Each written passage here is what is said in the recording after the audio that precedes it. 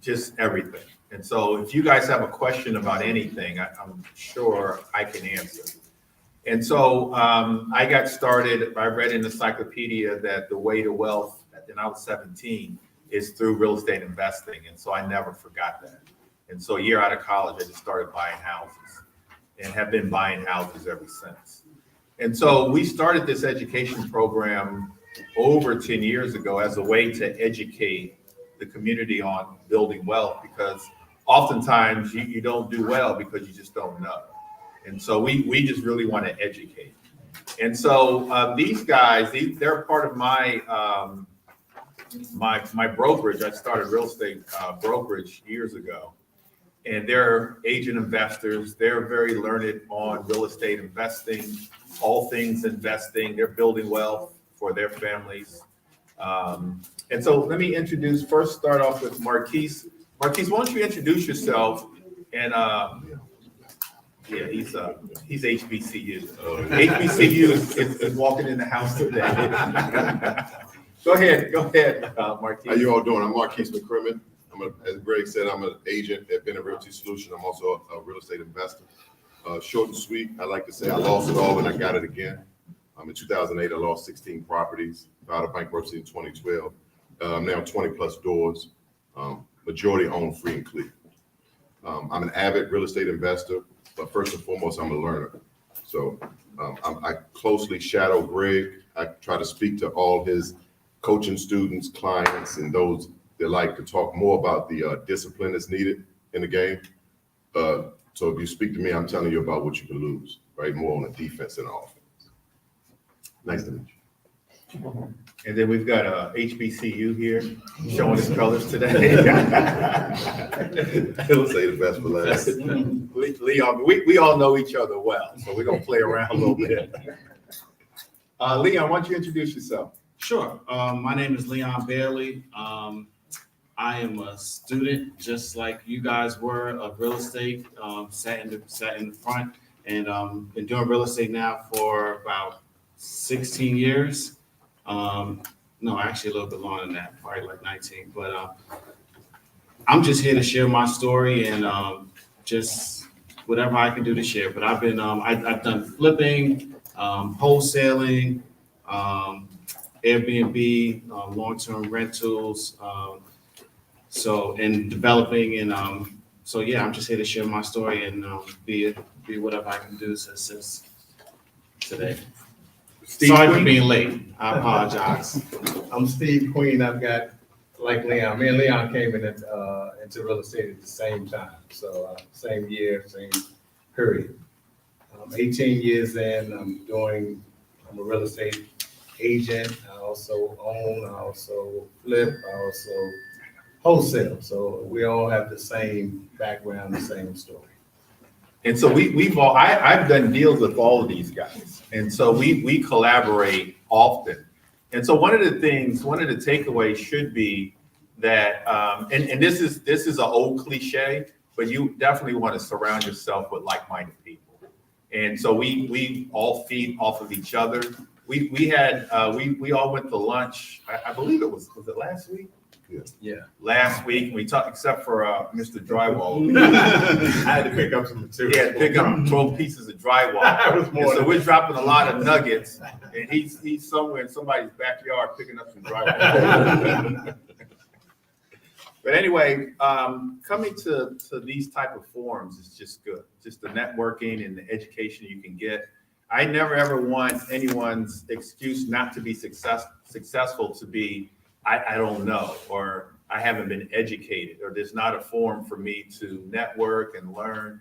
And so that's part of the reason why we created Bennett Boot Camps as that forum.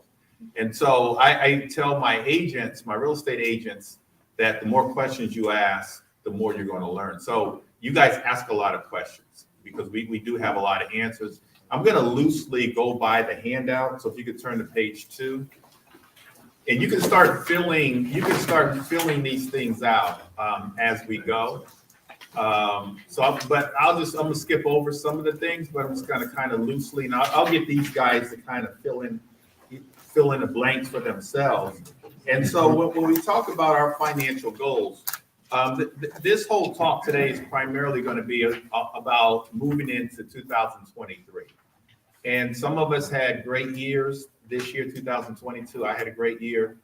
But we've got to start moving into, and I started probably in September, thinking about my goal for 2022. So one of the things is I want you guys to start filling this out and start thinking about where do you want to be this time next year as we go into 2023, and what are some of the things that you've got to do to get ready. You know, one of the last things on here I see is your credit score. And so I will tell you that a lot of what you guys want to do is honestly really predicated on credit and getting financing. We're going to talk about scaling your business. The way you scale your business, the way you go from wholesaling real estate to flipping to buying and holding is to have good credit. Buying Airbnbs, you've got to have the finance. And so if your credit score isn't, I'll just throw out a number, 680 or above, let's just start working on it. It's not to say that you can't start investing, because you can. You can start wholesaling, doesn't need a credit score. But in order to build wealth, and everybody's here to build wealth and to make better decisions to take care of their families, financing is important. Elaborate on that a little bit, Leon. On the financing piece. Yeah, financing is key. I mean, you want to be able to, you're going to be able to learn and find deals and be able to take advantage of opportunities. But if you don't, what I realize is that you sometimes get pigeonholed into just saying, well, this is the only way I go because I don't have the backing or the financing. So now this great opportunity that you found that has $200,000 in equity, now you're just going to wholesale it. And for you to wholesale it, you're only going to make $10,000. Or now you have that same opportunity, but now you have to go to a hard money lender because your credit is not good. The hard money lender is now going to say, well, hey, I want 15 points and all this other stuff. And because you don't have experience, and once again, you're like, well, I don't know if that's the best way to go. But if you have the financing, then you can take advantage and make that $200,000. And just like I watched and learned this, like I've never, and this is why I differ from Greg, I would get in trouble for this, but I don't use hard money. I ramped myself up. I wanted to learn the business for selling regular traditional real estate, and I saved my brokerage money that I make from my commissions, and I invested that into my own deals.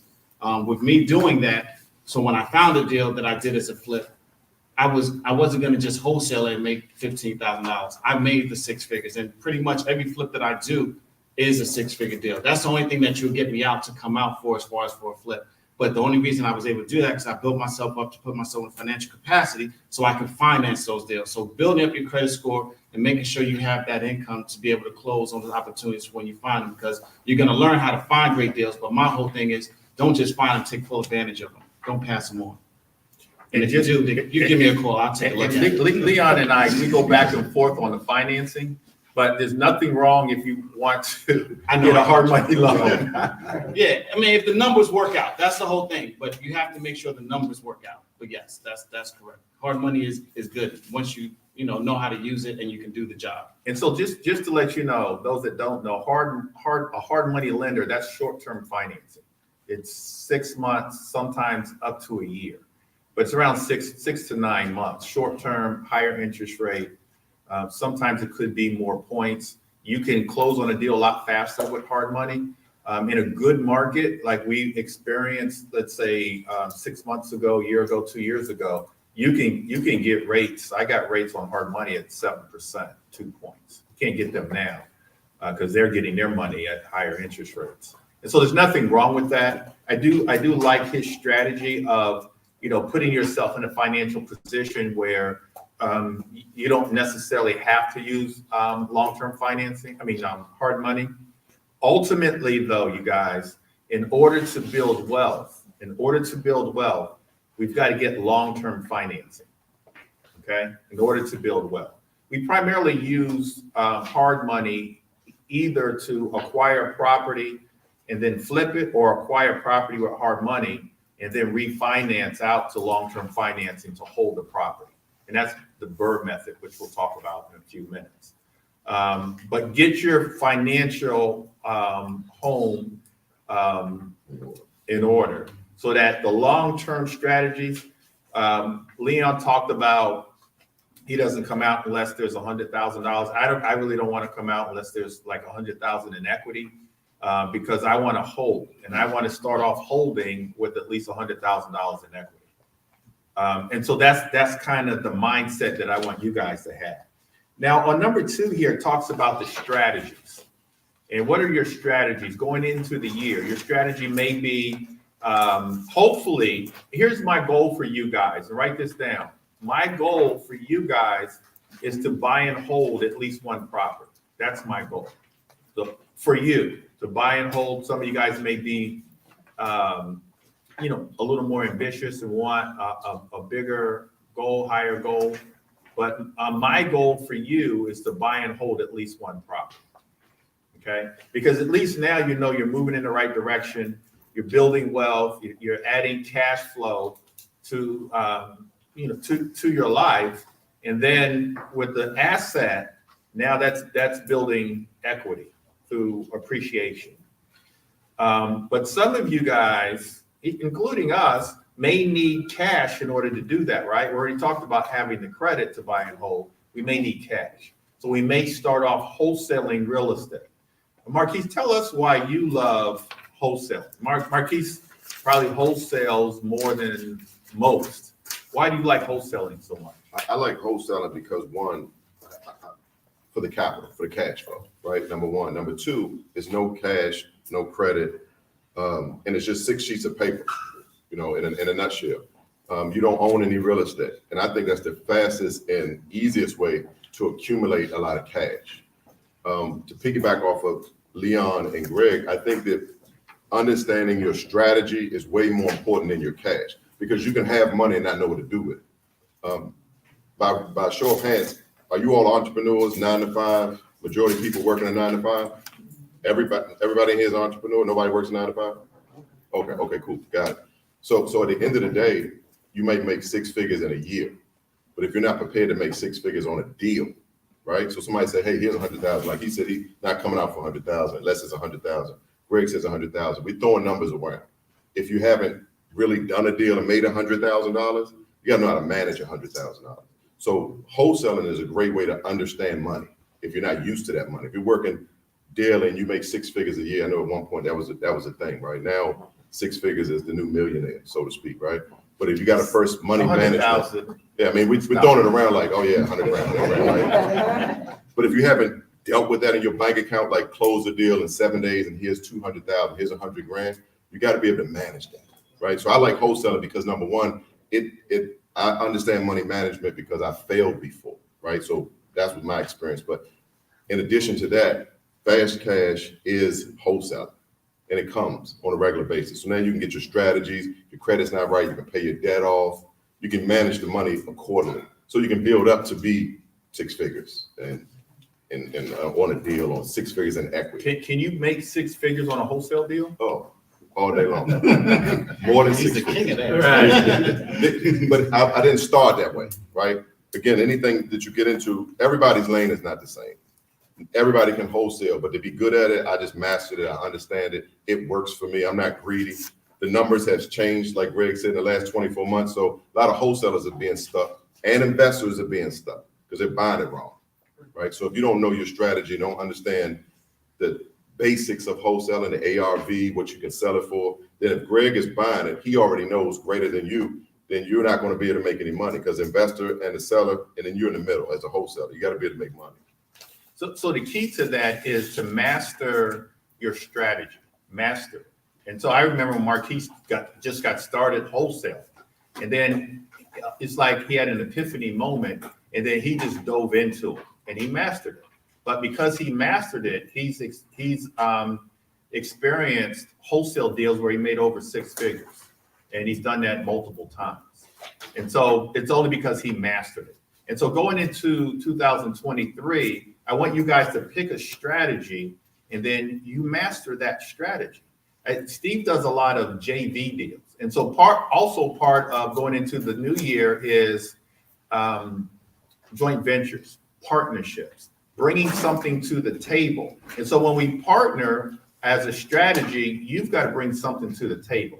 And so you've got to know what you bring to the table. Either you've got some cash, you got credit, you know how to do the deal, you got expertise, you have a crew, something you've got to bring to the table. And whatever you don't have, then you get a partner that brings the other piece. Now you guys joint venture on a deal and make money. Talk to us about joint venturing and why you like the JV. Because you can have money in multiple places. So I might have a deal going with Greg. So me and Greg used to do deals together before he weaned me off years ago. And you can have this deal going where you put 100,000 here and you're going to get back 150 there. You got 100,000 over here with another investor. These are only investors that you're very comfortable with. I have 100,000 here, I have 100,000 there, I have 100,000 there. So it's 150, 150, 150. And I'm doing my own renovation here, which might make me 110 or whatever it is. So now I've got all these things working. Greg has mastered being able to handle all 4 deals. Well, I'm comfortable doing 3 deals and splitting the profit 50-50 with someone. And then I'm doing my own deal over here. So it allows me to do more than I can do. I'm not organized. So we have me and Marquise, who are freestylers, and you have Leon and Greg, who handle paper, who are more rigid. Me and Marquise, you might Why you throwing him under the bus? He's got love for you. Me and Marquise work totally different. So you never know where you're going to say it. You might say it's at 3 in the morning somewhere in Eden, and then you might say it's at 6 in the morning at a property. With Greg and Leon are more rigid, they're more structured with the paperwork. So it's easier for me to have these deals in different places than me trying to handle all the deals at once. Yeah, and so one of the reasons why I like partnering is I can do more deals at one time.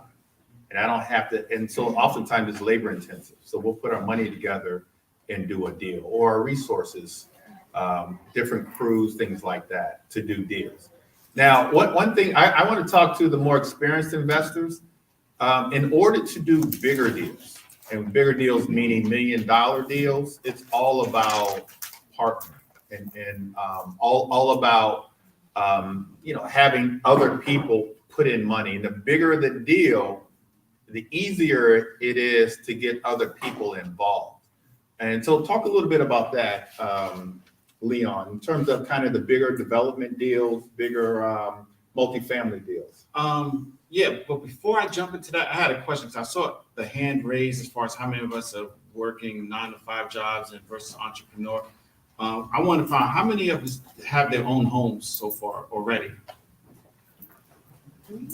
Okay, it's a good. So I would also just add to just on being $1 million investor. I know Grant Cardone doesn't believe in having our own house, but I think you may want to put, for those that you don't have your own property, that should be also part of your goal strategy, because you have to have a why to it. And the reason being is because once you actually have your property, it's the best investment in my belief, that as far as an investor, it works just like an investment property. If you find a good deal that you can find and you own it and you live in it, instead of having a tenant pay it down, you're going to be paying it down, So it's like, I always look at it from where I started to get to where I was. It started with my first property that I bought, that I started paying it down. And then I went to my next property, then that property became my first rental. And then I just kept graduating. But just to jump straight into rentals and investment, some people do it, but from even a tax write-off standpoint and stuff of that nature, having your own home is a big tax advantage, but that's a whole nother discussion. So I would just want to just say it's on the list. Just if you're not a homeowner yet, you want to get into that, as far as that goes. And to leverage that house. You can leverage that house, and it gives you the opportunity to become the investor buying these rentals that we're speaking of. And that's what I started doing. So when I say that I'm not using hard money, is because I have properties that from my first property to my next property, several property that's paid off with no notes. And that's because of discipline. So I don't put myself out there, because I realize that if I just stick to this particular strategy, I could be the bank. And when you speak to hard money lenders and you find out where they're getting the money from, it's because they have properties paid off. So I just wanted to just let you see the whole picture in the totality. Now back to Greg's question as far as the investors in multi-development, something I didn't disclose in the beginning, but I'll say now. So yes, I started off investing in real estate, but from my first start in real estate, I've always been what you call a dual agent, meaning I have a full-time job and I actually sell real estate full-time. As far as my numbers say, I'm full-time, as far as my production, except for this year. This year I was horrible. But I just had to let that know, in case y'all look it up, you're like, he was talking a lot of stuff. He only closed a couple deals this year, but We're gonna change that yeah, next year. oh yeah. But I helped a lot of other people close deals. And that was the part that I realized that I could start leveraging the other side. What I'm also have to disclose that I'm also I started off this year being the vice chair of the redevelopment board for Prince George's County. And then this last week, I've been appointed as the chairman of the redevelopment association. So the reason I can speak to how these deals get done, because I'm doing these multi-family deals for the county throughout, Prince George's County. And I see how these people that are financing them, and yes, there's TIFs, there's tax incentives that's being put in there, but a lot of these corporations that's doing these funding for these deals, there's syndications. But you can't you can possibly, but it'll be a great risk if you was to form your own syndication without past performance. Because the reason people are able to invest into these, because they're like, well, I've seen Marquise do like 10, 12, multifamily deals. So, and he can show what he bought them at, what he's renting them at, what he sold them at. So people feel comfortable when he's giving his forecast on performer on what he predicts this one can do and invest in it. Yes, sir. I see you had a question. Yeah, I could quickly Google it, but what's syndication? You said there's syndications. Great, good question. I'm sorry. Good call out. So a syndication is a formulation, let's say, of a I don't want to say a high level LLC, but it's an investment where you have your GP, general partners, and your LP, your limited partners. So the general partner might be the person that found the deal, say, hey, we found Greenbelt Library, it's a great investment. But to close on the deal, I'm gonna need $1 million. I have 100,000, so I need $900,000. What I'm going to do is give you a return of maybe 10, 12%, whatever your performance say that you can give if you invest $100,000 in the deal. So you need 9 different partners, to invest in the deal. They give you the deal. You're the one that's controlling the way the deal is going to be ran.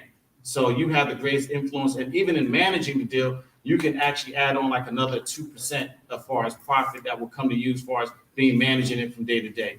So that's what a syndication is basically going outlaying, getting money from other people to invest in you. But now when people want to give you money like $100,000, stuff like that, they're going to look for your past performance on why am I going to give you this much funds for this? And then basically, what is your track record on doing this type of work and setting up this type of deals? There is lawyer fees because you have to get certain type of paperwork to show that you're dealing with accredited investors and stuff of that nature. So it's a complicated structure, but it's not that complicated once you start doing the deals because you have the money to reinvest to graduate to the high level. But most of these deals, syndication deals, are like when people are looking to do developments of $10 to $20 million because they need raise a lot of capital to make it happen, and they're not doing it on themselves. And they're basically it's crowdfunding on a accredited investor level.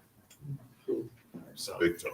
yeah. Big time. Yeah. Syndication. Yeah, and the good part about the other part about that is this, like, so let's say somebody like me, or an accredited investor, somebody they break it down where you have to have over $1 million in net worth, X amount of liquid assets, and all this stuff has to be signed and verified for you to be solicited. If not, you can't just go out and just start putting these deals out there like that. But why would somebody be a part of a syndication? Is because they make a lot of money, but they don't have the time to be going and looking for deals and doing real estate. So what they do is they'll actually put these monies in these syndicated funds just to get these secure returns of 10 to 15%. And then they'll get paid out for maybe some syndications. First year might be dormant because that's the year that they're raising. Once it goes active, year 2, 3, 4, 5, they'll get paid out. Then they have the option to actually pull out all their capital or reinvest for another cycle. So basically, you're just saying, I want to have my money working for me at all times. But they want to be in real estate, but they don't want to do real estate. And that's what these other people like the You know, I'm not sure if you guys listen to Bigger Pockets. Like there's different people like Brandon. He's good. Everybody that did the flipping and did all this, they graduate to syndication. Why? Because they have, they graduate to a level of trust where people trust them.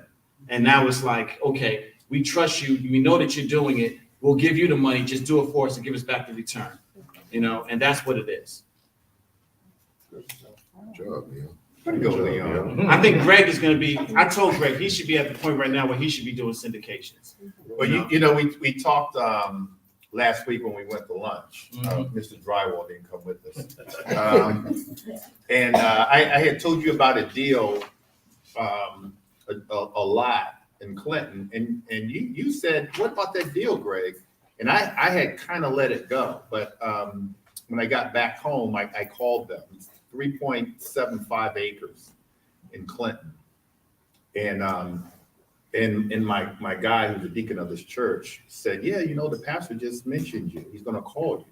And so that's something totally different. That's follow-up. So we say the fortune is in the follow-up. And so I may have a deal that I may need some of you guys, part of my syndication, to invest in. And so I'll see what the highest and best use of that land is. One issue with that land is it's about a half a mile to a mile from public sewage. It has public water, it's PERT. It has water, but doesn't have sewage. And that's why the church got rid of that church there to buy another church, which I sold to them a few years ago. And so there's deals out here. And I will say that if you guys find land or have land, know of land, especially here in PG County, let me know. Let me know. Yeah, please. To let us know, because we can definitely do stuff with that land, and you guys can be a part of it. And so Leon talked about getting a return on your investment. You can also, we can structure it where you can be an equity partner in it as well, and so we can do it both ways, or either way. What about Charles County? Charles County as well. We just sort of have an inside in PG County, but Charles County as well. And Charles County is one of the fastest growing counties in the country, especially for African Americans. They just took the title for the wealthiest wealthiest black. So Charles County as well. So yeah, which we'll get back, but you know, but I would say this, and the biggest, and I was having this conversation with Greg and Marquise, and I've talked to Steve all the time about it, so he didn't have to be at the lunch to hear it, but you have to really understand the landscape of what's going on in Maryland right now. And Prince George's County, going down to Charles County, we have the most undeveloped land in all of Maryland. Lots of farms that are undeveloped. Undeveloped land. What happened in San Francisco on the West Coast that's happening over here now on the East Coast, you're starting to see that, because I've been talking about it with them for a while. There's a housing crisis with housing shortage. So people say, why is there so many townhomes coming up? It's because we need to find more livable homes for people as the population is growing. And everybody can't live in a McMansion. But the townhome prices, as you look at it, they're not like going down, you know? So there's a yearning for more development. So I would always tell, and I know we're not going to probably talk about, but as far as when you look at the greatest opportunity, once you understand what goes on in Bennett Boot Camp, you're going to realize the different strategies that Greg's going to talk to you about, the Mayo strategy and how to size up deals. But if you take those key learnings and break it all the way down to the land, that's the greatest upside. So meaning if you understand how to get 70% ARV to what Marquise is doing on a wholesale for a flip of a house, right? But you broke it all the way down to, okay, before the house is even there, I got a 70% ARV on what the land can be. And then you start stacking on top of it. That means just look at the multiple. So you got the land at, let's say, 50% of the value of the land, because Greg just said that because of the sewer situation. Wherever there's a problem, you find a solution. So yes, it's a mile away and it might take a long time to do entitlements. That's the process to actually getting the land to be able to get permitting and stuff to develop on it. But if you could provide the solution or the stopgap, because Marquise mentioned it last week, he was like, so if I put in my contract, and Marquise is always thinking, he's smart. He's like, He don't look smart, does he? he's one of the smartest dudes. Very smart. He's thinking. He said, but if I put in my contract and my offer that is contingent until I get the entitlements, well, what did you do? You ain't got to pay for nothing. You're not paying nothing. So now you got the land because they looking at it, their problem of, well, I can't really sell it for the full amount, which let's just use whole numbers, is $100,000 value because it has a entitlement issue and it has public sewage not there.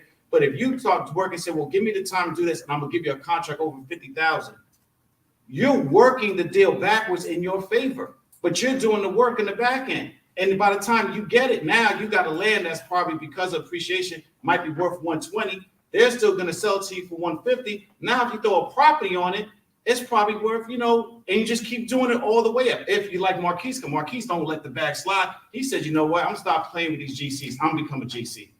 So he's a GC. He's a GC. He's a GC. I mean, once you start realizing the game, so now I don't have to worry about playing the GC to do it. I can now stack that money into my deal.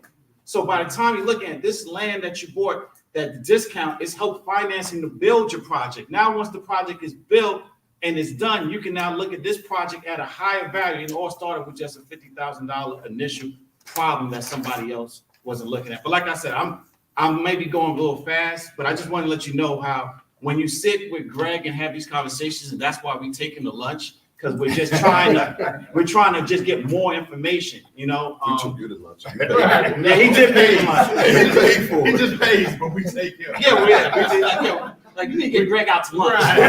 You didn't get Greg out to They lunch. texted me, Greg, when you taking me to Taking us to lunch. So yeah. And just to expand on what Leon said, we had Wayne in the office had a list of absentee owners in Baltimore. And so he's in the office yesterday making phone calls. He found this absentee owner in Emerson Village, 21229. Found an empty lot. Lot size was around a little less than a half an acre lot. And I said, well, Wayne, what is it zone for? And he said C2. And so I did the research. C2 it's commercial, but it's also residential. And I said, do some more research. If we can put a multi-family there, 2 units or more, then Wayne, you've got something. The homeowner bought it for $5,000 probably about 10 years ago. I said, if you do the research, if we can get a multifamily property there, then I'll buy it.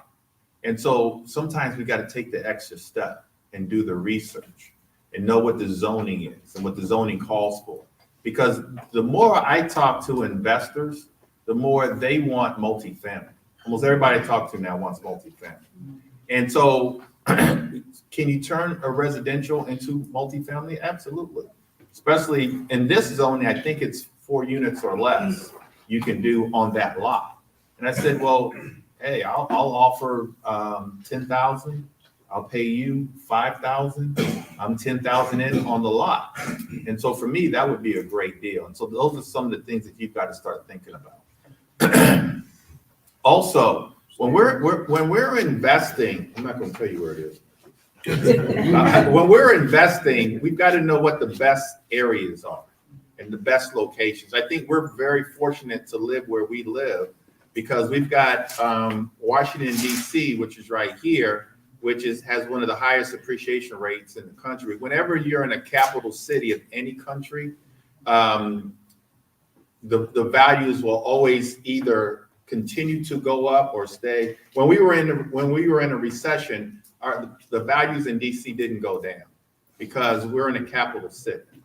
And so appreciation is the best in DC. You go a little north to Baltimore. Baltimore is the #1 residential rental area in the United States. And so we're fortunate to be where we are. Some of us do a lot of investing in Baltimore. I just bought 2 weeks ago a property in Baltimore. Marquise does a lot of investing in Baltimore. Tell us why you invest in Baltimore. You can own the property. I can't afford to own as many properties as I have in DC. Owning meaning pay cash for it. Yeah, pay cash for them. So I believe, based on my past experience, I'd rather just have titles. I'd rather just own the property free and clear, get 100% rent. That might not be the most logical or economical way for most, because you buy the house, put a mortgage on it, rents, refinance, and repeat. But for me, I like to wholesale, get the capital, buy the house free and clear, and just do it that way. But Baltimore, when I was purchasing, homes were under 100,000. Now they're upwards of 150, 200 in the B plus neighborhoods that we probably working class neighborhoods, if you would. So those are the neighborhoods that I target. I think we all know real estate is and always will be location. There's some rough spots in Baltimore. Anybody from Baltimore? Before we start. No. They know. And I'm saying that, and I'm there every day, right? I'm there every day. I've been doing it for 17 years. I love Baltimore. Baltimore works for me. The numbers work for me. They work for me. The monthly cash flow. It works on the acquisition, the renovation. I'm a general contractor. The numbers I'm getting for labor, it just all around works for me. I have rentals in Prince George's County, but the taxes, they impede my cash flow. So if you have anything in Baltimore, I will buy it depending on location. I'm right now purchasing multi-units, 3 units or better. Leon's educating me on commercial and forcing me to go 5 units or better. Yep. When you say Baltimore, you mean city and county? Yes. Both? Yes. Baltimore Well, City you're and primarily county? talking about city. I'm primarily in the city, but I will buy in the county. Okay. But I'm looking for multi-family. Yeah.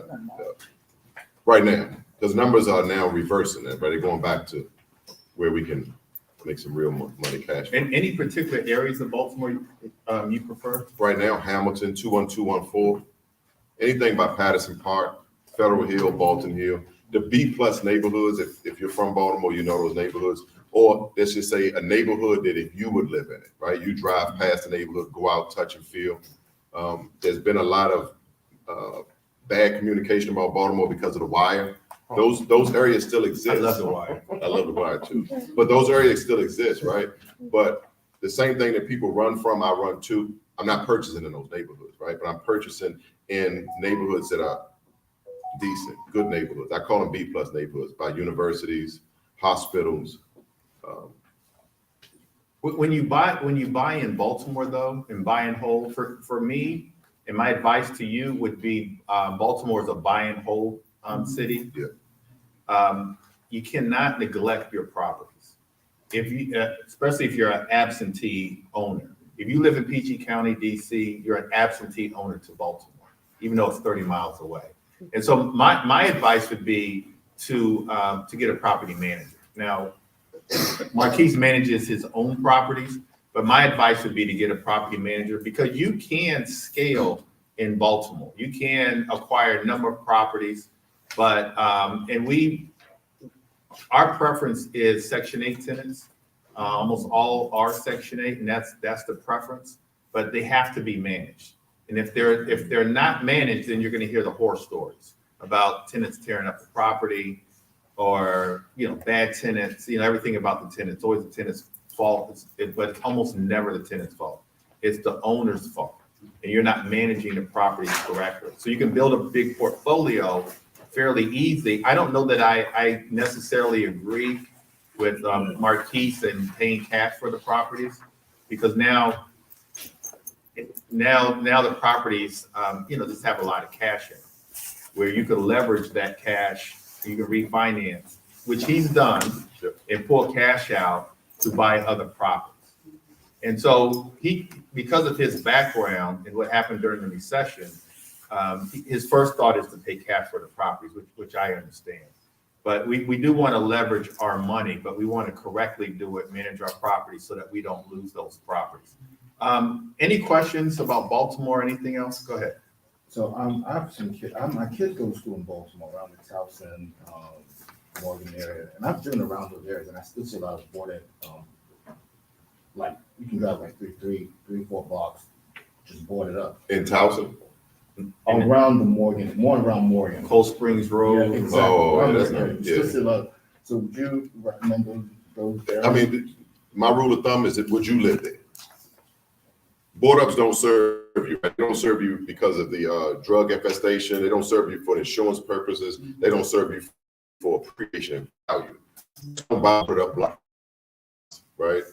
I'm buying in homeowner blocks because technically they will assist me in managing a tenant, right? we all know it's a bad apple in everywhere, but I'm not buying into I'm not trying to improve a community. I don't know how that might sound, but I'm just trying to, I'm not trying to come down and buy a whole block in Baltimore anymore. I did that before, and it's just a lot of heavy lifting, right? It's a lot of heavy lifting. We would need all of us to say, hey, we're gonna buy these 40 homes on this block. Because Baltimore, like Greg said, is block by block. You can go up street around the corner and be in a war zone. Or you can go up street around the corner, have a thriving community where they're cutting the grass, right? That's just the nature of the beast. DC was once there, and it's still different pockets in the district. Congress Heights, right? So we all know those areas, but the DC has federal government. You've changed. I gotta go where I gotta go. But I'm doing what works, right? Like I'm. Congress Heights is nice, man. He's changed. I forgot where he came from. That's so anybody from DC, Brandywine Street, Yes. y'all wanna go around there? Yeah. After 10 o'clock at night? Maybe not. For that 300,000, It's not necessarily, like Marquise said, would you live there? So it's not necessarily about that. Maybe that's the question. I asked. Because like Leon might not live there because of how Leon lives. I mean, somebody has to live somewhere, so I'm not discriminating, but I'm saying, to your point, I was saying like that part of Baltimore. Certain parts of Cold Spring is great, right? I thought when you said Towson, I thought you were at Parkville. I thought you were like right on the No, county he's line. up by, Taylor Avenue. It's more around that Morgan area. Mm-hmm. And like I said, it's really tricky because you can go on the north side and Yeah. it's just like 5 blocks. As soon as you cross over Northern Parkway. And then the other side is like, wow. Yeah. No, honestly, that's a great area, unless it's a whole block of boredom. Yeah. But that area right there, because you got Morgan State right there. That's So why that's a I talk great to area. people like Yeah. Marquise, because I always tell him I'm afraid of Baltimore. You can go, not afraid, I mean, you can go to Baltimore, and like you said, you can go 2 blocks over and they banging, you can go 2 blocks over and there's some little kids playing lacrosse. So it's crazy, and if you don't understand Baltimore, you lose everything. Buying some places that's never gonna be anything. Yeah. And by the time you get your contractors out there, you need a pit bull, you need a guard, you need a guard, a pit bull, a alarm, and like little grenades or mines. It's not that bad. No, I'm saying, they keep people out, they keep them stealing your material. And it's not, I'm not gonna, and I'll just say, because I shared the article with Marquise like last week about Baltimore, because I had a mentee that I was working with, and we still work together. And I haven't spoke to Steve, and he spoke to, I think he actually met with Greg as well. But there was somebody that he knew that was a young brother that was, I think, like 22, 23, that was renovating a property in Baltimore, and he was posting about it. You know what I'm saying? Park Like, Heights. yeah. Yeah, Park Heights. Park Heights. And, went over there to work on the property, whatever. He got killed. You know what I'm saying? So, I mean, I get it. When Steve said, I know Steve ain't no one, when he say you're nervous about Baltimore because you have to know the areas of where you're going to go, where you're going to invest. Is the risk worth the reward? Now, there is certain areas in Baltimore, because I used to work in Baltimore, so I know the area very well. But at the same time, what I realized with my contractors and what I do, and because I know how, when it comes to renovating properties, I like to be in my properties in 5 to 10, no more than 20 minutes, so I can be checking up on people. I can't do that myself out there in Baltimore. That's why Greg mentioned you want to have project managers and stuff like that. So you have to see what matches your lifestyle and your availability to be a part of it, because none of this is just, they say it's passive income, but none of it's truly passive.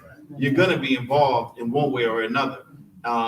And the reason Marquise does what he does is similar to what I did with my condos, is because when you start looking at the layers of how many people, yes, you bought the house for $100,000, but when you look at the 30-year note, you end up paying $350. You know what I'm saying? So you start looking like, how can I make that? I tried my investment properties when I started in the last recession that we had. That's when I built up my portfolio. And I looked at the condos. I looked at condos right here in Prince George's County. Why? Because condos were hard to finance because they started going delinquent because people was foreclosing. So that means the HOA will no longer give the exactly for the financing. So only people that could buy them was what? Cash buyers. Who's the best person to negotiate with? I'm a cash buyer. So yeah, you're asking for 100,000, take 65, take it or leave it. talking straight to the bank, you know, because they want to get them out. And and I was able just to build up multiple. I also knew that when I looked in the notes, when I say notes, looking at the MLS, this happened before because real estate is cyclical. 10 years ago, these same properties were at this price. And then when I was looking at the peak, they got up to like 165, 170. So I'm a buy based off of the history. It's just like stocks. You just got to look at the data. It's there. Now those same properties, same condos, some I paid $55,000 for, $65,000 are worth $225, $250. But the difference is now is that there's a housing shortage and that people are wanting to keep them rented. So people rather pay the rent, and rents went up.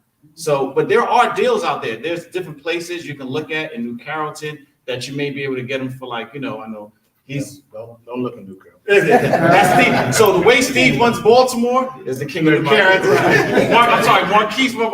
Steve runs New Carrollton. We did the condos, and Marquise didn't like them because of the condo fee. And he's right. Our condo fees are like 400, upward of. Even when it's vacant, it's not giving you money, it's taking money from you. That's why I feel the condo. We make an easy $1,000 with little maintenance. Marquise, Greg does the property management. Me and Marquise, and Leon, we did them ourselves. So we're always joking, say I'm gonna die early for my kids. So we keep that money in without paying a property manager. We handle it. So the condos were a lot easier for me and Leon. And we just were buying them every time we did a deal. You could catch a condo for 50, 60,000. And now I did a line of credit on 3 condos just now. And they gave me like 375 for these 3 condos that I bought for 50,000 maybe 4 or 5 years ago.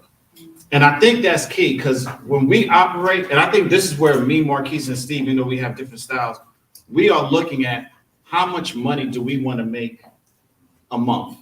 You know, I mean, that's the key. It's like, yeah, you can make a lick off a deal and make 50,000, but when you're not working, what are you making passive income? That's when it becomes real. And when you have to pay the mortgage and stuff like that, the condo fee for me, Steve, we started looking like condo fee is not a big deal because you know what? There was a leak in the roof and now I can call the condo association. You guys handle that.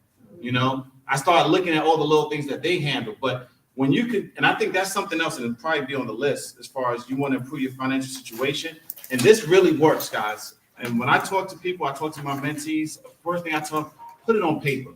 When you write it down, it becomes real because I remember being with Greg in his office. No, it was one of his meetings at the office one time.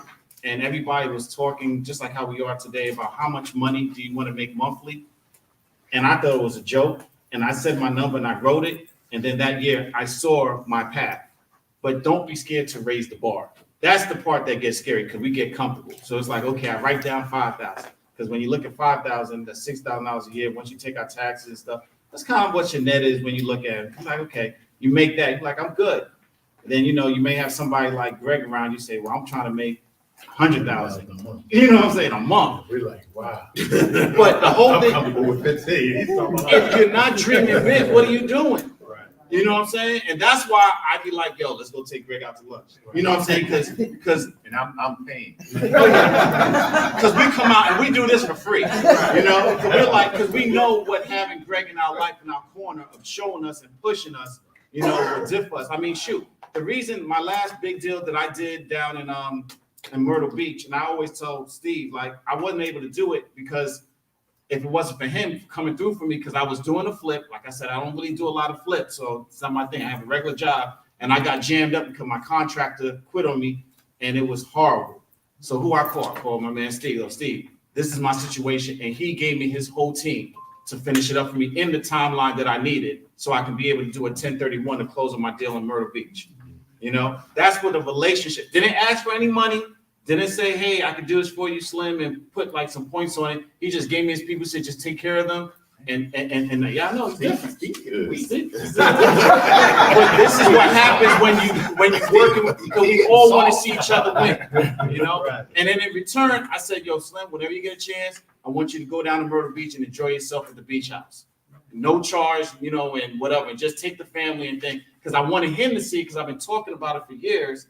But I know if he sees it, just like with Greg, I'm going to show you the flips. I'm going to show you the motivation. If you see it, you're going to want it. because I really want them, because I told them about it, I want them to invest with me and do what I do down there, so. Question? Yeah, I was curious if you guys have ever done any student housing or traveling nursing programs. I'm doing traveling nursing now. I don't Me and like, Greg just talked about. Yeah. I just purchased something, you doing traveling nursing? and the young lady I was in the hospital, so the one, young nurse was telling me, and she was saying about some properties I had. And I just bought a townhouse right up the street, so I was great for Doctors Hospital and, Goddard and Nassau, so she was telling me about it, and I'm interested in it. Greg was saying he wasn't deterring me, but he was saying I wouldn't do it. I don't And know, he but said, talk to Marquis. I'm doing traveling nursing now and I don't care for it. Not that it's the program, I'm not into the hospitality business. That's right, I just want to clean it up, Section 8, and keep moving, right? But traveling nurses, furnished homes, shared space. I bought a 3-unit that we met at, and I'm doing it. And it works, it does work. But again, it's hospitality business, right? Traveling nurses, people come, 90-day stay, and they pay you great money.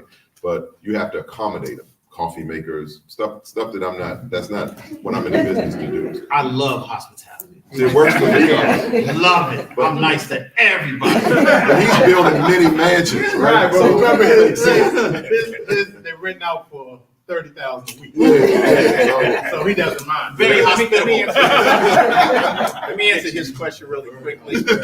And so when you're buying and holding, and hopefully you'll do that, and you'll build up a big portfolio of properties. The number one negative aspect of that is turnover. And so we want to minimize turnover. Where you lose money on your buy and holds is when you've got to re-rent the property. Or someone moves out, now you've got to go back in there and maybe paint, carpet, clean, whatever. And you've got lost revenue during the turnover. And so my preference is long-term rentals, and which is, for me, is Section 8. I could have a section, I've got one Section 8 tenant that's been there for 10 years. And I'll go and inspect the property. If they ever move out, I'm gonna have to spend maybe $20,000 to be able to re-rent it. They living in there, half at it. So we want to minimize turnover. When we're talking about different programs and traveling nurses, we've got turnover. Turnover could be 6 months, could be a year, maybe even 2 years. But there's turnover. Yes, you're going to get the money, but it's just a lot more management. Now, we'll get to this, but what Leon does, which is one of his niches, one of his biggest niches, is Airbnb. The turnover is worth it because it's all kind of built into the numbers. And so if he's getting, say, $23,000 for a week, now the cost of turnover and maintenance and the house cleaners and all that is already built in. And it's minimal, not to interject, but they on vacation. We don't screw nothing up on vacation. You gotta send them you should put it in here. You all go on your website. Bailey's Blue House. He's Yeah, building many like that. mansions, like I'm not even exact pools, like Elevator. 7 bedrooms. Elevator. That's all- that's all Elevators. level. Yeah, I'm coming out, He's come out the building. elevator, and walk Go ahead, up the Michelle. shack, I'm looking at the ocean. Baltimore, how do you deal in buying with the ground rents? I know there was some legislation, how things have changed with that. How does that I just work? buy them out when I buy the house. Huh? I just pay you the ground rent when you buy, it's capped at They still have 1,500. Or Some is there houses a way do. You can pay them up front or? Yeah. That's what he's saying. Yeah, I just buy it out when you buy the it house. out? Yeah. Okay, that's what I'm. Although over time, it seems like it might, I don't know. They go, do they go Some of them are away? cheap, maybe $10 a year, so it's like, hold up. I've done both, but if I come across a house now that has ground rent, I just, Buy the ground rent. I don't pay it off. You would I'll have- just pay it. Don't let things like ground rent get in the way of you purchasing a property, because ground rent is little to nothing. And sometimes I've flipped properties and paid out the ground rent. It was the biggest mistake. Just pass that on. Yeah, I could have just passed that on. And so now when I'm buying and holding, I'll just pay it. It's little to nothing. I would say in regards to the gentleman question, I started off with student housing. That was the first property I bought. Bought it when I was 21 years old. And I lived there and then I house hacked it. But then when I moved, I just rented it to students. And the reason being is because my caveat is that who's gonna let their kid get evicted? Some people. Well, like I said, I went to Hampton, so it's not gonna happen. So, no, and what I did was, I had the parents co-sign. You know, so, but to Greg's point, the turnover, you know, you may get somebody that maybe year to year, but then you may get them for 2 years. And yes, there is gonna be work when you get in there to do it, but I always knew that there was a target market that I was always gonna be servicing. And I never had to deal with real vacancies. Like, I know they're moving out maybe in June or July, maybe 30 days, get the property ready, and then in August, they're ready to go, because people wanna move, the sophomores are so excited to get off campus. You know, where can I go? And they wanna be in such close proximity. So, I mean, and the only reason I sold that property is because I think I assumed a VA loan for $64,000. Market when it was up last time, I sold it for $144,000. I was like, I did the math for how many rents I could do, and I was like, let me cash out and then invest this in something else. So student housing is good. You want to have a target niche, another niche that is something that I see a lot of high-level investors and syndications are doing. That's looking towards the baby boomers, because people are living longer and ageism and everything else. They're looking for 55 and over type communities. That's why you start seeing more of those coming up. Like even when you go down, what's that road over there, Mitchellville Road? There's that big new one, that Bernard's whole. building. Yeah, and if you look at those numbers, because they're tapping in, being able to get the money from Medicaid and all this stuff to bring the rent down. I mean, they're paying like $2,500, you know, $3,000 for one bedroom. Or more. There was a Yeah. question over here? Yeah, I'm back on the ground, man. Hey, Greg, how you doing, man? Good to see Don't you. let it be too much, bro. It expires in 99 years anyway, right? Isn't that still the rule? I know you can purchase it, but when those houses go to 1800, 1900, after 99 years, I thought it expired anyway. No. It's perpetual? You want to answer that, Tarsha? Yeah, the early documentation that you're referring to did reflect 99 years, but then it updates and it is perpetual. Oh, wow. So it's perpetual for the new owner. Every time you sell it, I just bought it. Oh, yeah. Yes. I don't care. The rent, it's not that much. It should not ever be a deterrent. It's not a deal breaker. All right, so really quickly, we're starting to run out of time. So one of the biggest things as an investor, and something that I always really focused on, is finding the deals. And so all that we've talked about in the last, say, 50 minutes is good, but if you don't have deals or you can't find deals, you're not gonna make any money. And so you've got to figure out a way to find deals. And so how are you going to find deals? And even if you want to partner on deals, you got to find them. The deals are the goal. And in this industry, that's the goal. We talk about financing, which is also important, but finding the deals. And so you're not going to make any money. So how are we finding deals? I have a lot of my platinum coaching students in here. You guys tell me, throw some ways out. How are we finding deals? What's the marketing that we're doing? What's the marketing that you guys are doing? Cold calling. So we can get lists. You guys can get lists of motivated sellers. My favorite two lists are out-of-state absentee owners. And another great list is pre-foreclosures. And so you can send postcards to them. You can text them. We hire virtual assistants to call them. You can set up an email marketing campaign to email them. Absentee, out-of-state absentee owners and pre-foreclosures are my two favorite lists that you can purchase. Another thing I want to mention is some automation is PropStream. In my opinion, you have to have PropStream as a CRM to run your investment business. Now, everything that I just mentioned in terms of postcards, lists, even like skip tracing, things like that is out. You can get that from PropStream. And then Keith will have a link. Why don't you stand up, Keith? And so we give a link to our platinum coaching students to, in order to, I think, is there like a 7-day or 14-day trial period? Yeah, a free 7-day trial. A free 7-day trial period that you can use for that. In order to take your investment business either to another level or to get started in 2023, One thing that I would highly recommend is get the technology. The technology is PropStream. You want to mention anything else about PropStream? It's very dynamic and it's the backbone of your business. But above that too, getting into a program, getting some coaching, getting some mentoring. We have some information in our program today. It's only $2,500. Give yourself a Christmas gift and get going for 2023. Let's not just make these meetings the end all for your training. There's a lot much more that my brother Greg instructs us on, and so let's take on. And so, social media is good, and then networking. How are you guys finding your deals? Is it primarily Mine is- networking, yeah, word of network. mouth? Yeah, network. I talk to so many people every day, though. I get a deal every day. And don't be afraid to go outside the box. Like, think of people, you lawyers who deal with the probates. Think of the deal I got from my guy who serves for the banks, who serves the foreclosures.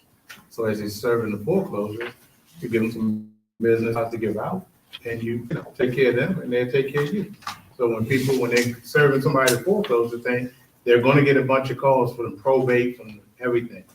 The minute it hits public records down in the Marlboro or wherever you are, DC. So if you could spend some time talking to people who can give you a warm transfer, it makes it a lot easier. Because when the attorney's saying, hey, if you want to sell a house, call this guy.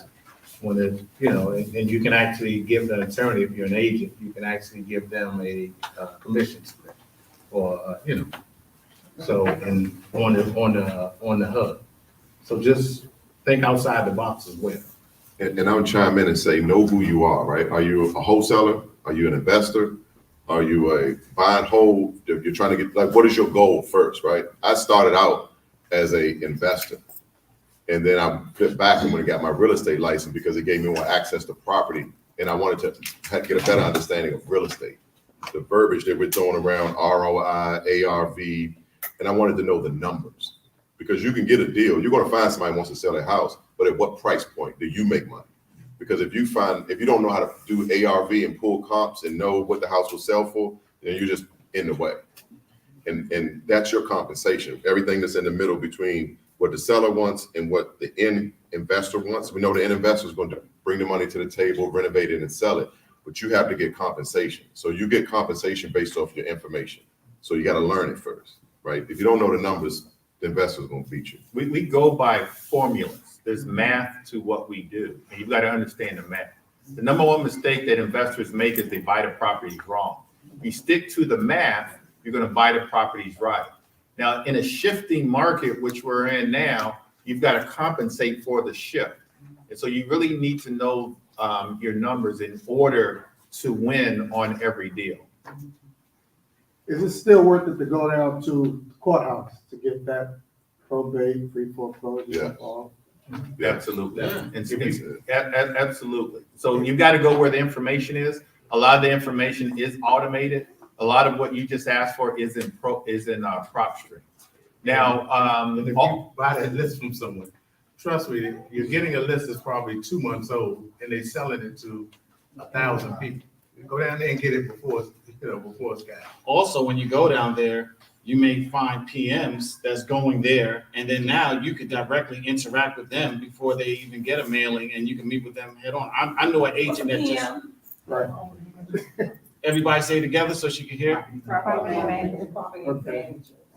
Well, no. Personal representative. Representative. Probate is somebody died that has real estate. Yeah. Personal representative is a Yeah. person is in charge That's of the representing the deceased. state. I'm Yeah. taking someone down Monday. So property managers may go, but also I was referring to the PR, and I'm sorry, but I was just thinking about Barbara. Like, she killed it. Like, I remember when she came in, just like you guys, got a license, didn't have no leads, nothing. But she said, you know what? She heard everything everybody's talking about. She said, I'm gonna own this probate thing. And she stayed there like she worked there 9 to 5. Literally. But, and dressed the part too.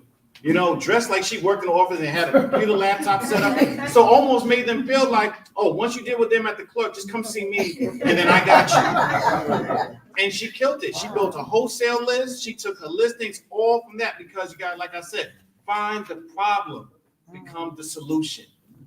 Nobody's gonna, even us, we're like, all right, we got a list, we got a link for you to hit, but who's going to the courthouse every day? Nobody's going to the courthouse every day. What's the guy Greg in the office? He built a lot of relationship, he's doing new homes, Jabril. Oh, yeah. He was there. Yeah, university. Right. Trade the whole damn university. Right. You know, that's my man. So you shouting out the grill? Just for the record. Go ahead, Gary. Find your niche. I don't think I was gonna say it's more like finding leads. Finding leads is to just make sure everybody that knows you know that you're looking for property. Exactly.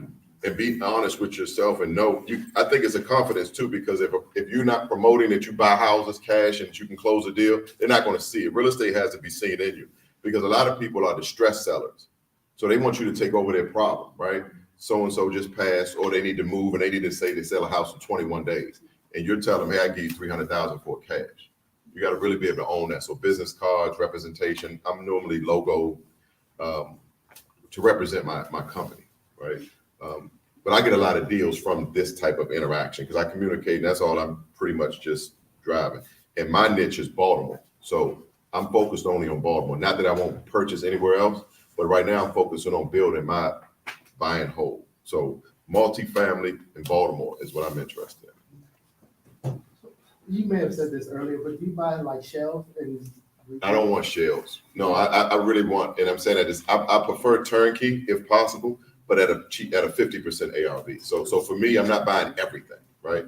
I'm doing the numbers, and I've been in Baltimore long enough to know I can probably I don't have to see every deal, but I don't want shells because I'm not doing full guts in Baltimore. You're buying whole strategy, you're looking for some buying whole? Yes. Okay. I think what's key, what you're hearing each of us say, is that we have our own strategy. We know our own numbers. We know what we're looking for. I think what happens to too many new real estate investors, they try to do everything.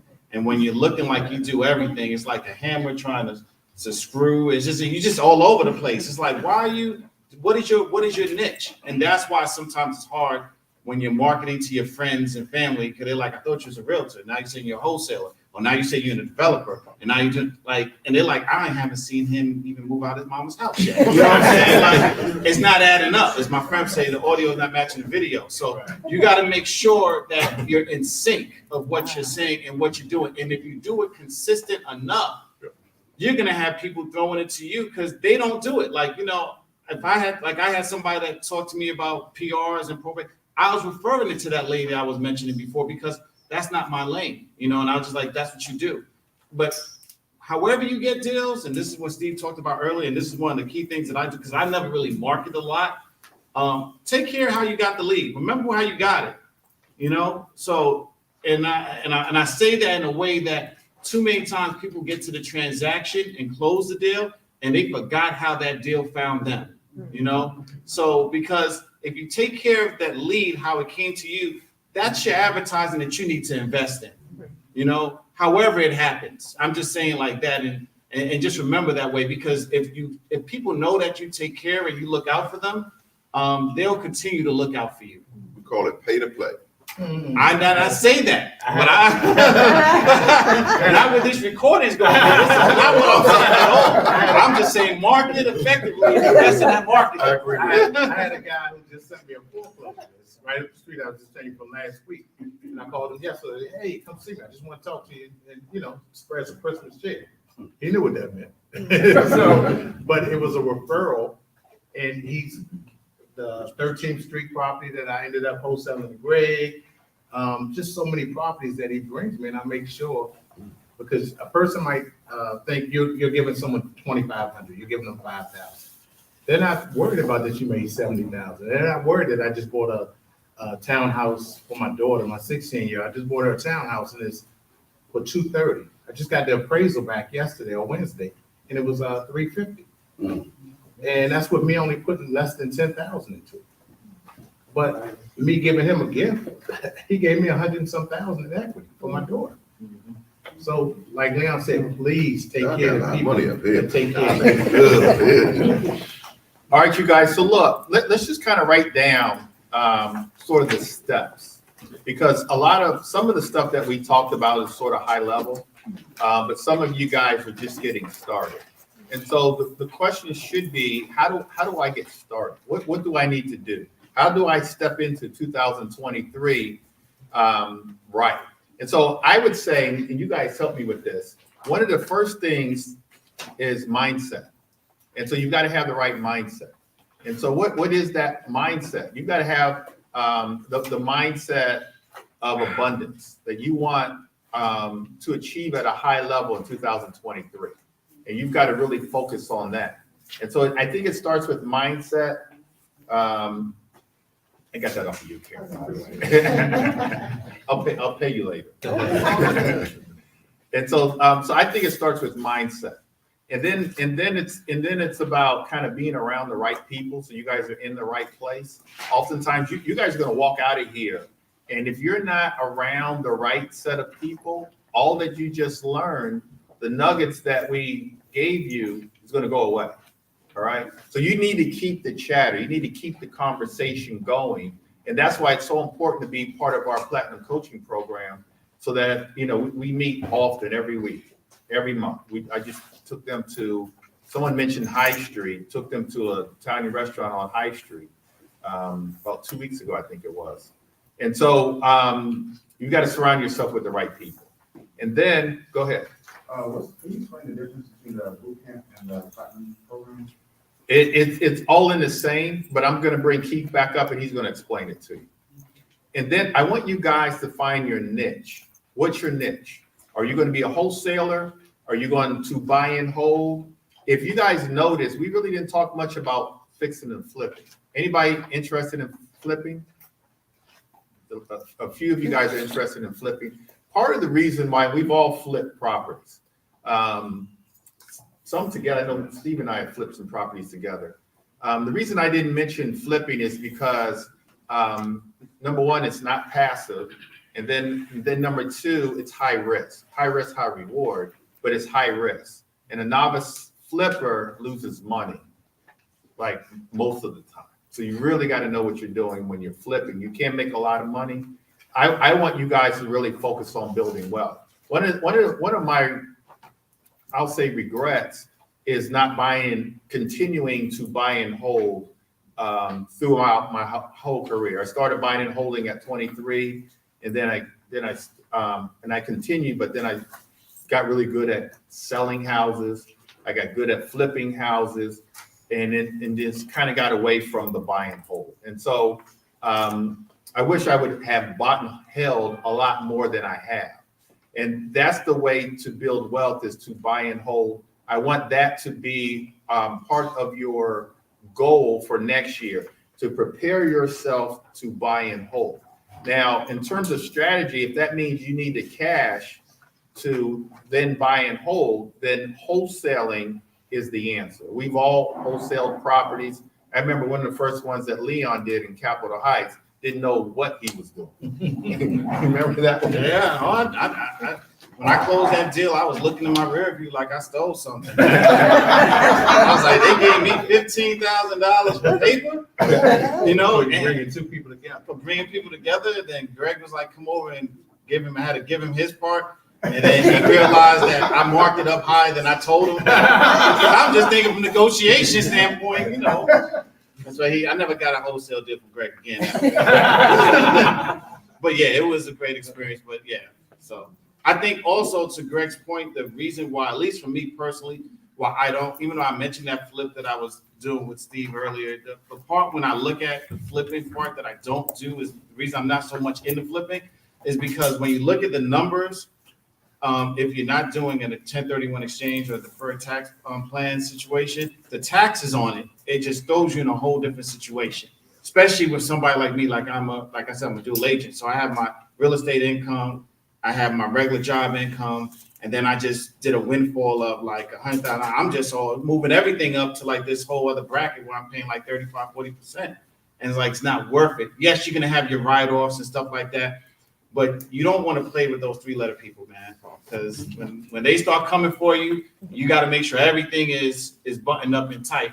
But what I realized is that I can keep that same amount of equity in that property, do a line of credit, don't show that income if I own it in its long term.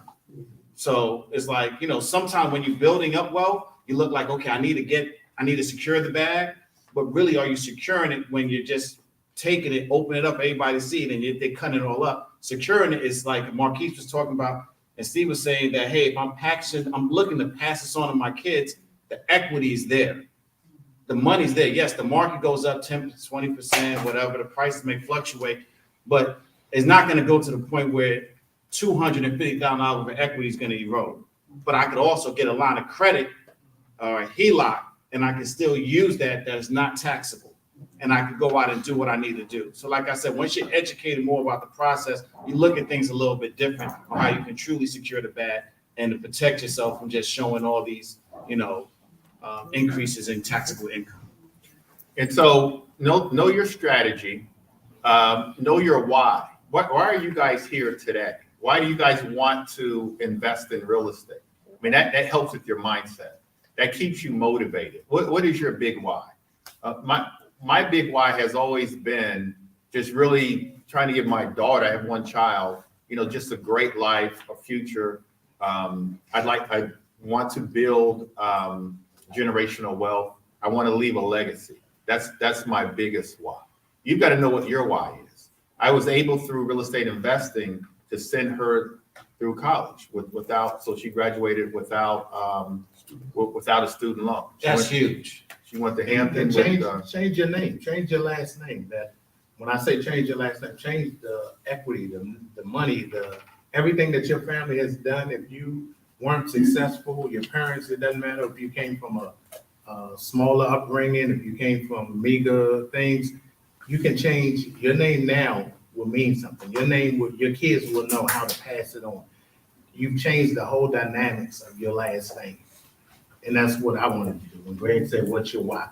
You want to make sure when your last name, they already know they're straight. So there's some, sometimes you're comfortable with your life now, or you're comfortable with where your parents, you can take your family to much higher heights. You can take your last name to much higher heights. I have to change my last name? No, not change, you know what I mean? You can change what's your last name. And it doesn't change just because you have wealth, and it changes what it means. I was gonna be Bailey. You want to inherit it.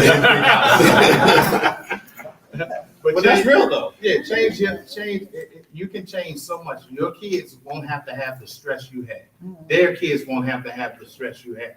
You change the dynamics of your family. But at the same time, while you're doing that, you're helping yourself. What we call in the insurance industry, living benefits. And so you get the benefit of the assets that you're accumulating. And so, which means you can have an early retirement. And that's what we all want.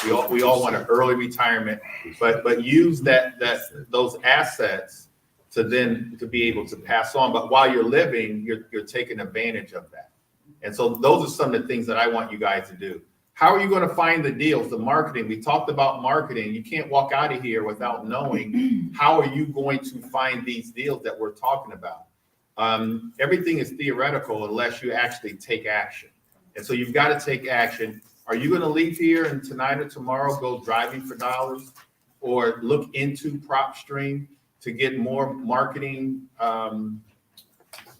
just to learn how to do more marketing? What are you going to do? And so you got to know these things stepping into 2023. What is your goal for 2023? You want to wholesale 3 or 4 properties and buy and hold at least 1, or buy and hold at least 2, or buy a multifamily unit? Write it down. What's your goal for 2023? You got to know what it is. What's your goal, Steve? Steve's already started. I went to a house of his, was it last week or was it this week? Last week, he bought a house. He just said he bought a house in Greenbelt, a nice townhouse, 3 bedrooms. He bought it for his daughter. Talking about building generational wealth. He bought it for his daughter. He said, Ladybug, when you get out of high school, you're going to go to college around here and you're going to live in this house. Guess what Ladybug told him? I'm not going to college around here. I'm going to North Carolina A&T. I'm telling her, look, I need you to go here. You go to Maryland. You leverage 2 of your friends to pay your rent, and you can just trying to teach her some things and how to not say because Marquise would say, you want her to pimp her friends? No, I want her to leverage and help her to move on. So Greg's right. This family, I mean, doing this with real estate, man, you can do so much for your family. To be able to buy put my kid in the house at 16, it's a blessing. It's nothing I would have been able, my parents could do for me. They couldn't think about it. So we started out with Greg, how many years ago, Marquise, with this, did you start? Oh, with Greg? Yeah, and you came in, 16, 17 years. what was your goal? Oh, 100,000 a year. That's when we were Exit Bennett Realty. And I wanted to make 100,000 a year. Marquise came, we was talking at McDonald's, I saw him, he's like, man, you think I should do this real estate thing? I was like, you got to. You know, he was like, he said he was going through it, it was the time and. I didn't believe in real estate initially, Right. right? I didn't do the math on 3% commission. Mind you, my whole personal life, the sky was falling in 2008, 2010, right? Great Recession, Depression, whatever you call it. So Greg is telling me you need to start coming to office, get your real estate license and sell real estate. I'm like, dude, I'm losing 20 hours. Like, I don't want to do that, right? I'm running. And we finally caught Steve coming in, cashing checks through a short sale. Mind you, he's already been an agent doing the business, right? I gravitated more to Steve because I'm not the shirt and tie person like Greg. And so when I saw Greg sitting behind the desk, it kind of was like, I'm not coming here with the necktie and all that. So long story short, Steve's cashing his checks. I'm sitting in the bullpen in our office trying to figure out, do I really want to be a real estate agent while I'm losing everything? And I went in and heard those two talking, and Greg is giving me the blueprint of making phone calls, talking to your sphere, sending emails, blogging, doing email. He's telling me the ways to be a good realtor, right?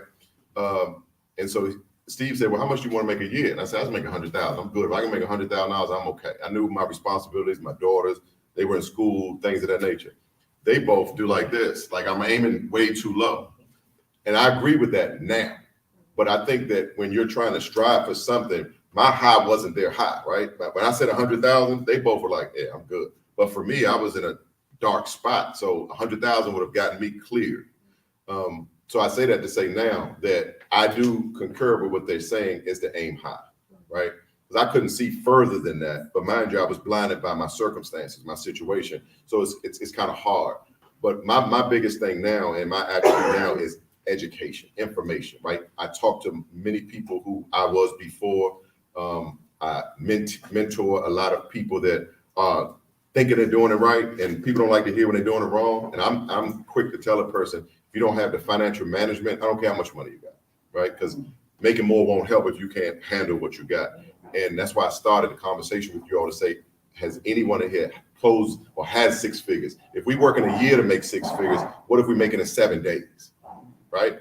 You have to have the mindset, the mentality, and the discipline to be able to say, no, but that 100, I'm gonna put it right back out in the game. Most gonna go get a car, pay the bills off, which is reality, right? So we got to know how to do it. So that's why I paired up with these gentlemen and like my Tasha, people I feel that I can learn from, because I don't want to be smartest in the room, and I got to get something from my effort. So I'll be the one hands-on. So so fast forward to now where they were meeting at McDonald's. They're meeting at Ruth Chris and Del Frisco. But through the work, right? Right. Everybody looks at the glory, but the story to me is that. Right. All right, so look, you guys. So we've got to do the marketing. We've got to find the deals. You know what your strategy is. You've got to get coaching, and we'll get Keith to talk about coaching. You've got to get coaching and mentorship. It's gonna get you to your goals a lot faster. It's gonna minimize all the mistakes that you make. With your goal, and I want your goal to be at least one property, but strive higher than that. And then what I would want to say to these guys is, and they've done it all. They've done it all over the years. But what's next? That's my question to them. What's next? Because I bought a house about 2 weeks ago in Baltimore, and I got a great deal, $100,000 in equity, paid $25,000 in cash. I got the seller to take back a note of $25,000, and so to be paid in 90 days. So in 90 days, I'll pay another $25,000. I'll own the property free and clear. It was a great deal. 4 bedrooms. I should make, I don't know, close to $2,000 a month. But I asked myself that question, what's next? And so what's really next? And for me, what's next is really dive deep into multifamily. Multifamily meaning 5 units or more, looking for land, like I said earlier, to build or to partner, doing a syndicate, get everybody over here on this side to put whatever amount of money into a development project. That's what a syndicate is. And so that's what's next for me. And so we'll start with Marquise. Marquise, what's next for you? You wholesale, you got a nice portfolio of properties in Baltimore. What's next? What's next for me is what's next for you. So 5 units or more. I mean, Greg's my mentor. Greg's my teacher. And from the short story to now, I haven't lost. Right? I've only learned. I've only continued to walk up the ladder. So I would be a fool to not continue to follow. Right? If it ain't broke, don't fix it. So for me, I'm going 5 units or better as well. I got the education and information from Leon because he's more versed in that than me. So since we've met 2 weeks ago, I've learned the acronyms that he was, because he was speaking kind of over my head. Don't blame him. I just know I needed at that time to go learn what NOI meant, what cap rate, how to do cap rate, all the things that dealt with commercial. So now I'm good. He can talk it. We have a better conversation. But I've never even looked at 5 units or better. I'm a residential, single family home, row house, gut, put back, or update, put back, Section 8. That's been my model, right? I've been successful with that. But I like a challenge, right? I got to grow. And now with commercial, I can do more for less. I looked at one website he sent me. They have 40 units for 1.2 million. That's why I was interested in young ladies right here in DC, because now at one point I was like $1 million. I'm like, how am I gonna get the finance for that? Do I have to leverage all my units? I could not figure it out. But after speaking to somebody who's already figured it out, shit, I'm just following. So these 5 units are better. And while he gets it, I get it. Now I don't need to sit here and just figure it out. Not at 50 years old. You know, I'm just going to duplicate what's working. And I know Greg's not going to lose, so shit. I mean, it's easy, right? So I'm sorry, we can't curse. But for the most part, that's me. But my whole goal is about freedom and mobility, right? I want to be mobile. I want to be able to move when I want to move, and I want the freedom to have the resources and financial means to do whatever I choose to do for myself and my family, right? So commercial is my future right now. Leon, what's next, Leon? I think for me, and I was listening to the whys and everything that we was talking about, like you have to have your why. And I did the same thing to follow Steve. Steve's passing. There's an alarm going on, so I don't know that. Like before I lie, like okay. You know, it's like, yeah, I did the same thing. I purchased I was doing it with condos, thinking on a lower level. Just wanted to secure, got my purchase condos from both of my kids. They both have their own units. But right now I'm able to leverage that to do other things. And I think, I know what it is. I've raised my number. So I've hit the numbers and goals that I was doing before, monthly goals. And I created a real audacious goal to go after and to say, hey, if I do this, what does financial freedom look like for me? You know, like what's that number? And initially when I was hanging around with these guys, they were laughing at me 2 weeks ago. I was like, yeah, $5,000. I was thinking it would be kind of cool. Because I was looking at what my salary was, taxes, stuff like that. But when I look at what my number is, I see myself in direct line that I can get it in, you know, a couple years. And what's it? $1 million. Liquid annual income. Oh, income, passive. Annual income. You want to generate $1 million. Yeah, that'll be the annual income off my real estate portfolio. That'll be the portfolio number that I know that, you know, not to say that I don't have to go out and hustle anymore, but you have to have, I mean, there has to be something when you're going to say, okay, I'm good, because I've realized that I know a lot of people that have money and a lot of people that are very successful, then they also, like they pass away. And the most successful people that I'm being with, I realized most of their regrets, and this is why I love just talking to Steve, because no matter what you hear about Steve, you talk about real estate, but he's going to talk to you about his daughter, his wife, you know, kids and family. What about Glenn? Has he ever talked to you about Glenn Arden? Oh, he represents Glenn Arden all day, you know. But the same thing, Marquis, same thing about with Greg. But so I just realized, like, my legacy is not just gonna be about how much I earned and what I did for real estate, but it's really about that time my kids. I mean, I've literally shut down real estate twice in my lifetime. Once was when my son was born, then the second time when my daughter was born. I just didn't sell anything. You know what I'm saying? Then I started coaching my basketball team for my son and stuff like that. Whole lot of things. And I like those times. So I was just looking at what's the goal. So how I'm gonna get there. I know everybody's like $1 million. I already have a portfolio that's generated really well because I'm hospitable. I like hospitality, right? When you find your niche, you double down and get all into it. So I bought another parcel of land, and I'm going through the entitlement process right now. That land initially could have did just one house. I'm dividing it and subdividing it through a text amendment that I'm working on right now, that I just found out that I could probably do another 5 houses on it. So when it's all said and done, beach properties right now, we have 3 properties down, 2 on the ocean, a duplex down there. When it's all said and done, I will probably have 8 beach properties, all in hospitality. Still have my 4 other properties up here that are paid off, no notes. So that's my plan. That's my plan, and that's why I could be, as free. And when you're really in a position where you're financially free or thinking in that way, a lot of things change, man. You end up getting promoted on your job. They start saying, hey, you want to come work for the county? Because you're just a whole lighter spirit, because you're, at the end of the day, there is no controlling me. I already know the path. I have a path that I created for myself and my family. So I'm going to be free and be who I am and who I want to be. And I cannot be bought, So when Greg said, can you come out here? It wasn't about checking my schedule. Pick my schedule. Yeah, I'll be there because you were there for me. You helped get me on the path that I'm here for. And I'm just here to pay for it because there's many of you here, but there's that one person in that room that's saying, should I do this or could I do this? I'm here to let you know that I was there several years ago, and yes, you can. All right, Leon. You're welcome. I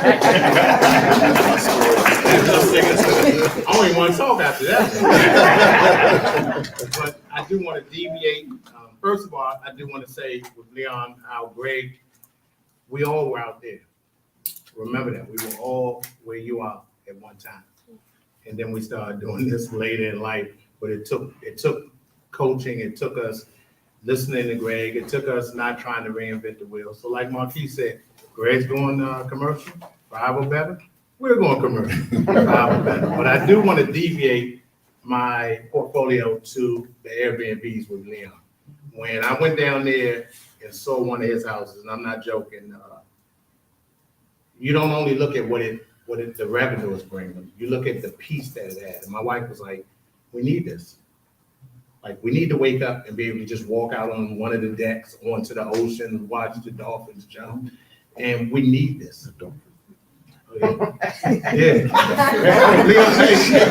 on. And if you don't want to walk down the steps, we had the elevator. Oh, yeah. But no, we wanted to deviate to Airbnb and something on the ocean, not only for Leon and them know I do a lot of giving back. My wife's leaving right now, coming from Baltimore. We adopt a lot of homeless people. We do all kinds of stuff to give back. So that's one of, when Greg said that's something we focus on. But my why with doing all these things is, or what I want to do is we want to deviate to the multi-units. We want to also deviate to the Airbnb. Once you go down and you see the numbers are exciting, but just that peace and being able to be a blessing to your family and let them come down and hang out sometimes while still making, still charging people $20,000 a week or $30,000. And I'm not exaggerating when I say that. So we were right there where you are, and now Leon's doing this with the Airbnb, and it's got me wanting to get down there and do the same. So I think we all follow Greg's lead. We're not trying to reinvent the wheel. We're here because of that. Big Greg. So you guys, to wrap this up, in part, I want you guys to fill this form out. It's going to entitle you to possibly winning a flat screen TV. But to wrap this up, you guys, I just want you to know that you can do it. And some of you guys have done this and may have failed. I want to say to you that it's not your fault. There's a lot of information out here, and it can be confusing, but you guys can do it. You've got to have the right resources. support in order to do that. Carson's looking at me. She's heard this before. 2023 needs to be a year of domination. And so we've got to dominate, and you've got to dominate. And it starts again with your mindset. Where are you mentally, and where do you want to be? And know that whatever your goal is for 2023, you're going to attain it, and it can be attained. And it may be difficult. There may be some hurdles that you may have to overcome, maybe some challenges, but there's solutions for everything. You just have to be around the right people to help you, but you've got to want it. And I want you guys to want it. I want you to want that 2023 is going to be your best year. For some of you guys, there's been some trials and tribulations in this year. Everything is not perfect, but it can be if you stay at it. Don't give up. Don't give up on yourself. Don't give up on your dreams. Real estate investing has been good for us, and it's going to be good for you. Just continue to be around us or other like-minded people, and you can achieve whatever you want. It was only a few years ago that Leon thought, him and his wife thought, let's do some Airbnbs. And he had been going down to Atlantic Beach and Myrtle Beach area. And then they just had hey, we're going to do this. And they did. And so if we can accomplish, you guys can accomplish too. There's nothing special about us. But the common denominator is, like, we want to have a great life. We want to build generational wealth. We want to leave a legacy for our children. And we've all, started that process. My daughter, who's probably 23 or 24, I think. She bought her first house last year, and will hopefully the next few months buy another investment property. That's what it's all about. And so you guys have to get the education to do it for yourself, and then you're going to do it for your children. And so fill the form out. Did you guys get some good nuggets today? Yeah. Keith, why don't you tell us, because part of it all is the coaching. And so Keith, talk to us a little bit about that. So, and I'll be here after, oh, I have to wait for our audio. We're good? So, I'll be here to answer any questions that you guys might have about the Bennett Boot Camps, the Platinum Coaching. Basically, we're gonna hold your hand every step of the way, flipping, wholesaling, buying and holding, buyers opportunities for you that are ready to buy. We've got all that here. So you can schedule a free consultation with me. I'll be around to give you my card and get you guys going. But I think the one thing that I'm in the back listening to the panel, it's about momentum. There's a reason why you guys are here today. Let's continue that momentum. The best athletes out there have coaches, and we know that you guys are good at what you do. So let's get some coaches. But I can talk to you more about that after we break it and we give you guys some sandwiches. All right, two other things. Part of what we talked about is the financing, and I want you guys to have a financial checkup, because you're going to be buying and holding next year. This is Tarsha. Why don't you stand up? On page 6, her information. She's our resident lender, and she has all the programs. She would love to sit down and meet with you to put together a plan for 2023. You want to say anything? Yeah, I mean, I think it all starts and ends with finances, because ultimately, if we don't either personally have the finances or can't access other people's money in order to leverage and grow, then we're not going to meet our goals as quickly as we want to. And so it's really important for you guys to educate yourselves on what's required as an investor to be successful as it relates to financing. Know the terms, like Leon was saying, or Marquise was saying, when it comes to multifamily properties, he has to learn the terms. And similarly for you guys, understand what it takes to be successful when it comes to financing the properties, and what the criteria is that you personally have to meet in order to be successful. So when I first started out, I had to learn about lines of credit. I had to understand, what are in on the financing side, what are the lenders looking at? What are they looking for? And learn and then get there. So it didn't happen overnight. The first line of credit that I got rejected. But I didn't let that stop me. I kept going until now I think I have like a $900,000 line of credit for rental properties. But it took the education. And so let me help you with that education so that you guys can accomplish your goals. Part of that is credit, of course. Part of that is understanding when you're buying Have properties. the best roundup from your markets. They're How all to buy about them making right. sure you live your luxury then- this holiday season. Sorry. And then part of that is also understanding the numbers when it comes to cash flowing. And what do the numbers have to be when you're buying a property? That's all education, and I can definitely help you with all of that. All right, and then we have an investor-friendly title company. Our Platinum Coaching Program is on page 8. If you're interested, you can just talk to Keith. We do have a investor-friendly brokerage too, Bennett Realty Solutions. If you're interested in either getting your real estate license, which if you don't have your license, I highly recommend it. It's not required to be an investor. The only reason I got my real estate license is because I wanted to be a better investor. And so I started investing about 5 or 6 years later. I got my real estate license, did very well as an agent, but it helped me become a better investor. And so if you're interested, we have a brokerage.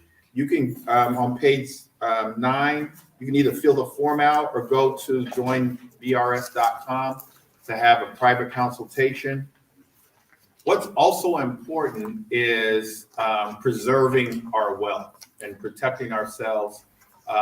We do have an insurance company. And so if you have an insurance policy, you'd like for us to do a policy review or to talk to you about building wealth through insurance programs, you can fill out the form on page 10. This is Stephanie in the back. Wave your hand, Stephanie. You can give this page to you. It's so important. I've had 3 people that I'm close to die this week. And I'm not sure, I know one did not have insurance. The family's trying to raise money, GoFundMe pages. And so let's not do that. We're not protecting ourselves. A lot of insurance policies cost less than $50 a month, $20, $30 for $1 million policy. And so let's protect ourselves. And a lot of them come with living benefits as well. So if you have a chronic, critical, or terminal illness, these policies will pay for them. And I do buy houses. I am looking for land, looking for multifamily. I do buy in Baltimore, buy in DC and PG County. Really quickly, we talked a lot about Baltimore being the #1 residential rental area in the United States. Great for residential rentals, great for cash flow, not great for appreciation. DC, great for appreciation, much more expensive. PG County, best of both worlds. You're getting appreciation and you're getting cash flow. And so those 3 areas I do buy in. I am looking for land as well to build multifamily. So if you have any land, I'm also looking for partners. If you guys want to partner, I'm happy to do so. But that's it, you guys. Let's make 2023 our best year ever. Let's dominate. Let's set goals. Let's go to our highest heights. Let's not just be comfortable wholesaling real estate. Let's take it to another level and buy and hold real estate. Get into multifamily, commercial, whatever that is, and just know that you guys can do it. You can do it with the right support and resources. You guys can do it. All right, you guys. Happy holidays. Thank you very much. Fill out the form. She's going around. Stephanie's going around to get the form. We're going to call out the name. You're going to win this flat screen TV.